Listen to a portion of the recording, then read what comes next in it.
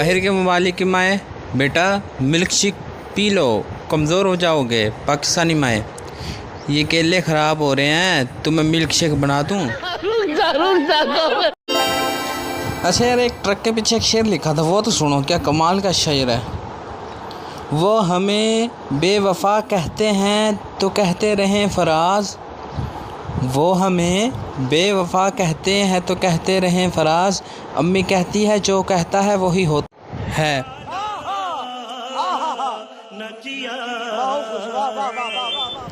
Committee तो बचपन में डाली जाती थी, रोज़ाना 1 रुपया, और 5वें दिन मेरे पैसे वापस करो, मेरी कमेटी ख़त्म। पाकिस्तानी ख़वातीन का कौमी मसला, 1 रोटी इजाफी पकाएं तो 2 बढ़ जाती हैं, और 1 कम बनाएं तो 2 कम हो जाती हैं।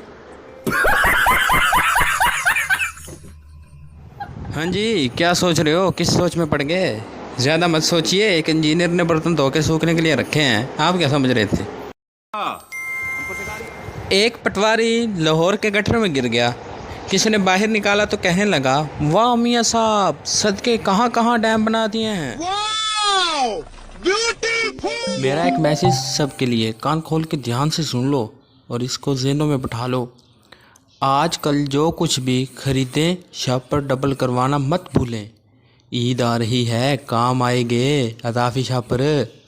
पब्लिक सर्विस मैसेज है, इसको दूसरों तक पहुँचाना आपकी जिम्मेदारी है। खत्म।